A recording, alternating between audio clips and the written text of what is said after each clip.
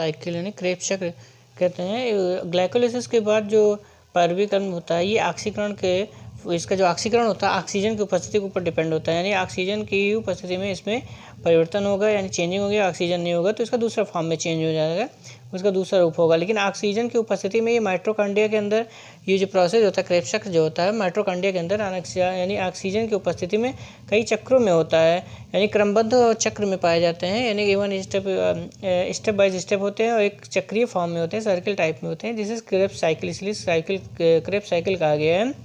इसमें जो एंजाइम पाए जाते हैं, क्रेब्स चक्र में जो एंजाइम एंड कोएंजाइम पाए जाते हैं, ये सारे माइटोकॉन्ड्रिया में उपस्थित मिलेंगे। और इसको क्रेब्स नामक साइंटिस्ट ने खोज किया था।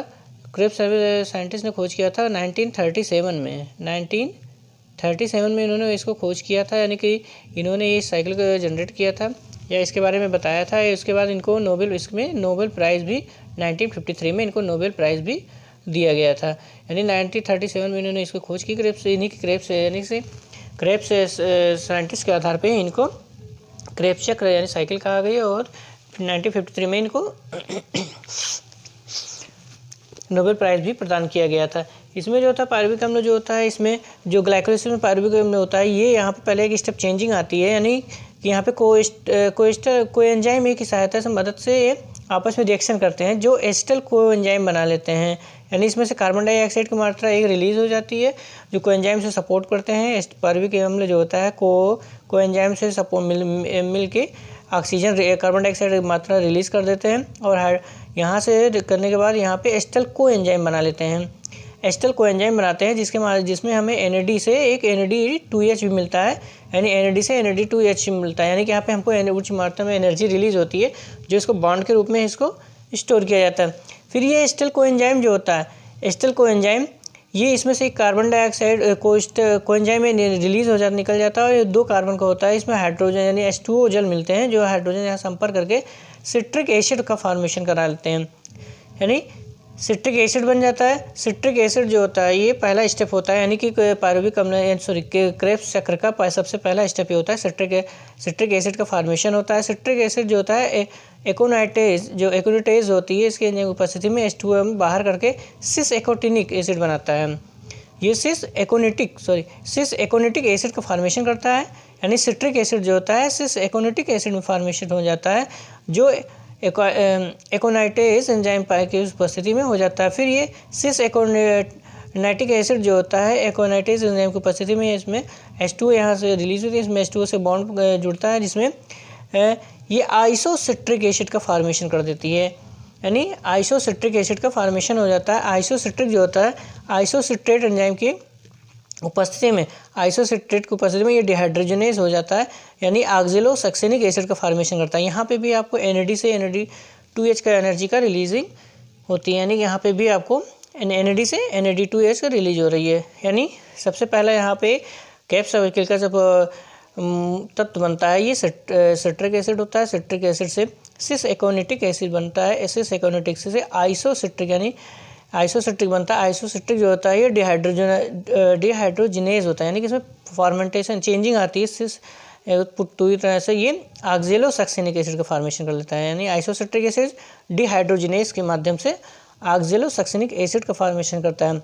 अब ऑक्सैलोसक्सेनिक एसिड जो होता है कार्बोक्सिलेज की उपस्थिति में कार्बन डाइऑक्साइड यहाँ पे रिलीज करता है।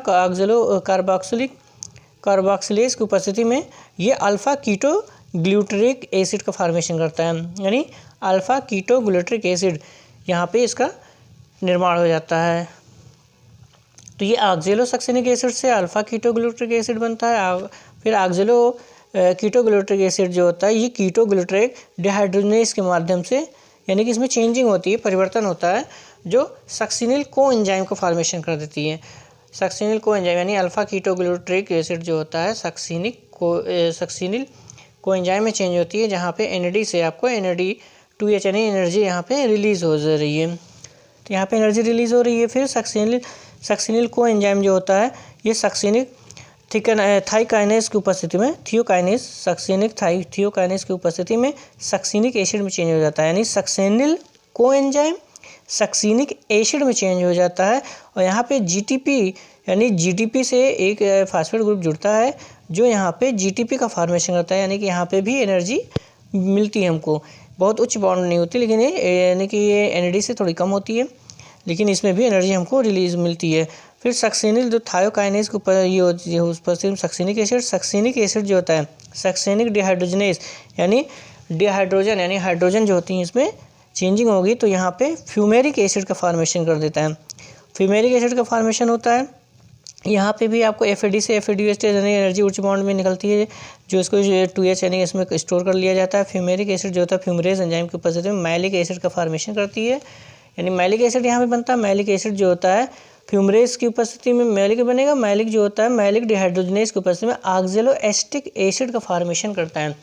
अब ये जो ऑक्जेलो एस्टिक एसिड का फॉर्मेशन करेगा, यहाँ पे भी आपको NAD से NAD2H की एनर्जी रिलीज हो रही है, जो यहाँ पे अब ये ऑक्जेलो एस्टिक एसिड जो होता है ये चक्र यहाँ पे कंप्लीट हो, मतलब कि ये पूरा रुकता नहीं है। फिर यहाँ पे जो होता है ये फिर से एस्टल कोएंजाइम, यहाँ पे एस्टल कोएंजाइम और ऑक्जेलो एस्टिक एसिड दोनों आपस में रिएक्शन करके मिलके फिर से सिट्रिक एसिड का फॉर्मेशन करते हैं। यानी जो पायरुविक एसिड था ये एस्टल कोएंजाइम बनता है। एस्टल कोएंजाइम जो होता है यहाँ ऑक्जेलो एस्टिक एसिड के साथ और एस्टल कोएंजाइम दोनों आपस में रिएक्शन करके इस तरह से बॉन्ड बना के यहाँ पे सिट्रिक एसिड का फॉर्मेशन करते हैं।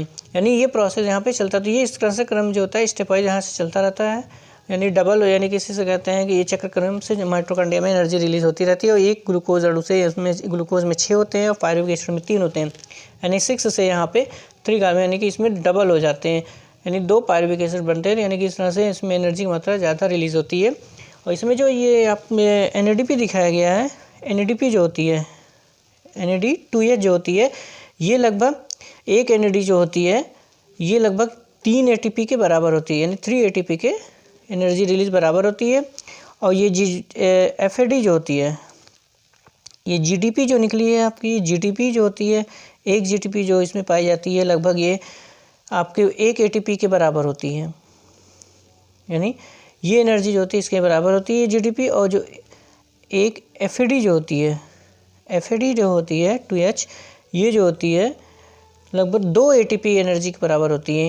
यानी जो ये बॉन्ड होता है इसमें एनर्जी रिलीजिंग जो होती है NADP के आधार पे, जो NAD होती है NAD2H जो होती है इसमें एक NADP जो होती है लगभग 3 ATP के हिसाब से बराबर होती है। यानी कि एक NAD से जितनी एनर्जी रिलीज होगी उतनी 3 ATP एनर्जी पास उसमें होती है, रिलीज होती है। एक GTP से यानी यहाँ पे एक ATP का फॉर्मेशन यानी कि हो सकती है, एक FAD से 2 ATP, यानी कि इसमें जो सर्किल में होता है यानी कि लगभग 6 NAD2H जो फार्मेशन होता है इसके अकॉर्डिंग लगभग 18 ATP का फार्मेशन आपको होगा। और इसमें जो GDP होती है एक होती है, यानी लगभग इसमें 2 GDP का भी फार्मेशन होता है, जिसे कह सकते हैं 2 ATP का फार्मेशन होगा। और लगभग ये 2 4 यानी कि इसमें FAD जो होती है ये भी लगभग FAD जो होती है 2 ATP का फार्मेशन होता है, यानी कि लगभग 2 दूनी 4 ATP का फार्मेशन इसमें मिलता है। तो इस तरह से इसमें दिखाया, यानी कि ये जो होती है लगभग एनर्जी की मात्रा जो होती है इस तरह रिलीजिंग होती है।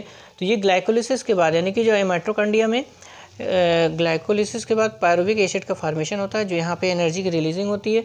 एनर्जी रिलीजिंग का मतलब यहाँ पे जो आवश्यकता होती है इसका ऑक्सीडेशन होता है पायरुविक अम्ल।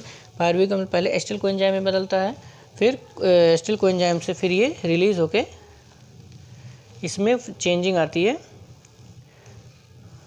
एस्टिल कोएंजाइम से, फिर ये उसमें सर्किल में चलती है जिसके माध्यम से हमें एनर्जी मिलती है। तो इस तरह से टोटल जो होता है लगभग 38 यानी 38 ATP का अणु यानी कि ग्लाइकोलिसिस में और क्रेब्स साइकिल मिला के लगभग 38 मॉलिक्यूल्स हमारे पास एनर्जी मिलती है, जो लगभग 2 ATP इसमें यूज हो जाती है। लगभग ये कह सकते हैं 36 ATP जो होती है एनर्जी हमको मिलती है इसमें। तो ये इस तरह से ग्लाइकोलिसिस के बाद ये प्रोसेस, यानी कि ग्लाइकोलिसिस जो होता है आपको उसमें साइटोप्लाज्म में होता है। और ये जो होता है क्रेब्स साइकिल जो माइटोकॉन्ड्रिया में यानी ऑक्सीजन की उपस्थिति में होता है। अगर ऑक्सीजन की उपस्थिति में नहीं होगा तो फिर इसमें एथिल अल्कोहल का फॉर्मेशन होता है, जो कम मात्रा में एनर्जी रिलीज होती है, जिसमें लगभग पहले बताया 21 कैलोरी एनर्जी ही इसमें 600 लगभग 600-700 के बीच में एनर्जी रिलीज होती है किलो कैलोरी, और उसमें सिर्फ 21 किलो कैलोरी ही एनर्जी रिलीज होगी। तो ये इस तरह से पूर्ण इसमें पायरुविक एसिड जो होता है पूर्ण इसमें विघटित हो जाता है, यानी पूर्ण रूप से ऑक्सीडेशन होता है, जिससे हमको एनर्जी मिलती है।